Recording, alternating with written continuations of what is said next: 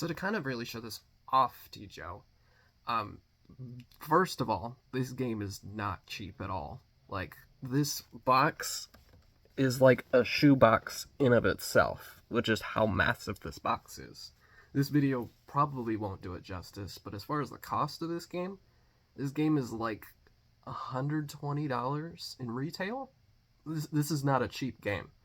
But I gotta be totally honest with you, it is, even though it's by far the most expensive collection that I have of any kind of board games that I own, it is everything inside of it by far makes it like totally worth it to me.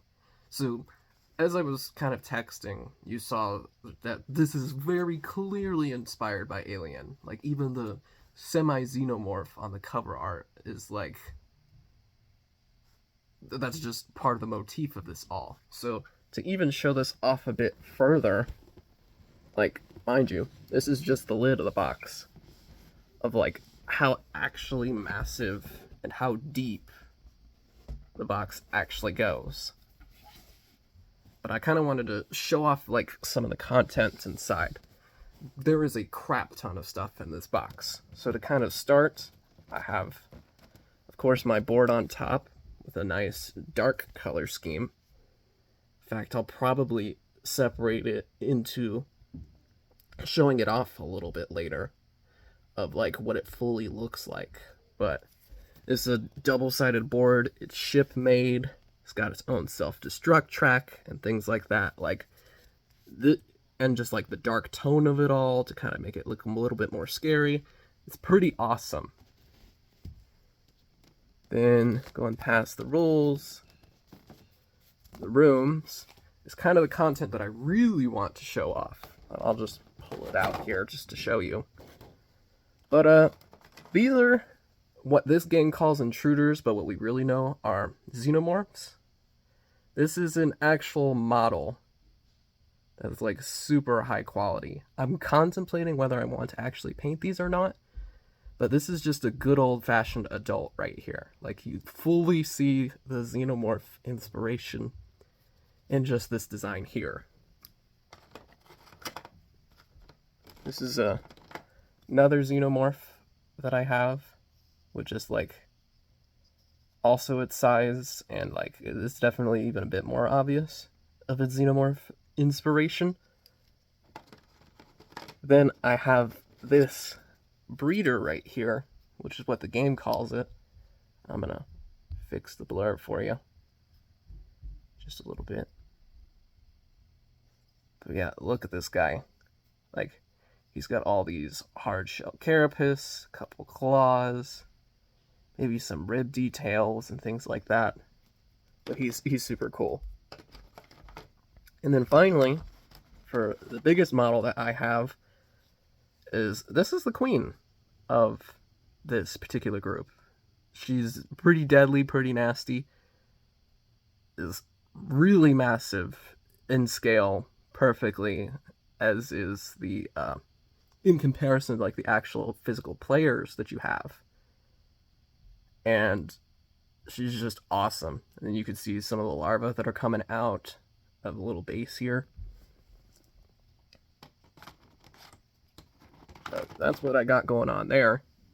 And then a good majority of this is I have a crap ton of different cards that do a whole bunch of different things. Different events, secret objectives things that I was talking about, events that happen during the game, certain attacks that the aliens will do. You might potentially get infected, so you scan these cards. I have like a whole bunch of stuff. Different kinds of wounds that you can take during the game. Some other objectives. Some abilities to actually play as the intruders in this. Like, I have a crap ton of stuff in this box. I'm not even all the way done. So this is like a room tile to where, like, on the ship, you'll be exploring the rooms face down. You'll turn them face up, be able to find stuff. It's got some cool arts and graphics. All these numbers mean different things. The colors, symbols, They all mean a bunch of different things. I have all of these other cards that I have here with a couple of different characters. So I have a medic, a scientist, a scout, soldier, captain, pilot, mechanic, and then a whole bunch of different items that you can unlock for your specific character, as these are double-sided, like this hollow computer. There's a tons of items that you can craft. Legitimately, there is like Molotov cocktails, and then of course it wouldn't be Alien without a flamethrower, so you can absolutely craft a flamethrower in this game. It's all built in to how the game is crafted. Again, this is probably the most thematic Alien game that I own by far. All of these cards here are basically items and stuff that you can get. Different weapons, different tools that allow you to do different things, healing items, and crafting is very much a part of Nemesis. It's putting all that stuff together, making your flamethrowers, your cocktails, a whole bunch of different items that you can craft inside this game. So this is the board actually completely unfolded on the basic side of the board. There's two sides. The others kind of consider the more hard mode of this game, but this is the basic side. So I won't necessarily like do any tutorials or anything, but like just kind of give an idea of what exactly you're looking at. There's cardboard cutouts that I haven't pulled out. Again, there's so much stuff in this box that I don't want to pull out every little thing that's in it to show it off, but there's cardboard cutouts for these spaces here for evacuation pods that you can enter from specific rooms and shoot yourself out from the ship. There's the hibernatorium, which is kind of basically the cryo sleep, as you're probably more familiar with in Alien. That's in the very center. It's where all the players start. It's a way that you can survive in this game. Towards the back are, in the three blues that are on this side here, are different engine numbers. And basically what happens in Nemesis, just to kind of give an overview, is that you and whoever would be playing with us is thematically was in cryo sleep. But by the time that you physically woke up, you have complete amnesia. You don't remember anything that's happened. That's why all the rooms that you can see with all the hexagons as where the individual rooms would go are always completely randomized every time. So you don't know where anything on the ship is. You don't know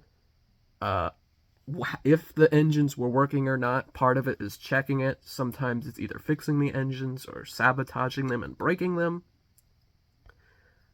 It's kind of exploring the rooms, finding different things. Different rooms allow you to do different stuff. And towards the front of the ship that I have over there is the cockpit. It's where you go to where the letters determine where the current course of where the ship is headed. The goal is to send the ship to Earth, but you might have objectives or other people might send it elsewhere. But then you have that, you have the hibernatorium, you have the engines, you have the potential escape pods. And then basically down here, I showed you the self-destruction track if that ever comes into play. But basically, down here at the right is the actual quantity of turns. So, just as a basic overview, without going into specific details, Nemesis is played in a game of rounds, to where you start off with the player phase, and then you go to the event phase, and it pretty much goes back and forth between turns. Everybody takes their turns during the player phase, then it transitions to the events, to where the game and the aliens will do stuff to us. It's very possible, if you aren't careful, that you will hear a bunch of noises that happen in the corridors of the rooms that you either enter or things like that, to where an alien might pop out at you and things like that. But essentially, to keep it short, your goal is to basically make sure the ship is headed to Earth, that 2 of the 3 engines are working, complete your objective, whether you're doing it for good or for bad, and survive, either through escaping the escape pod or going back into your cryo sleep. There's 15 full rounds of this game that you play, hence why I have this track here, and that's essentially your time limit. You have 15 rounds to do all of that, and to have your means of escape. And you have different abilities and things like that, but kind of the last thing that I want to showcase is just like the scale of some of these models and a couple of other things.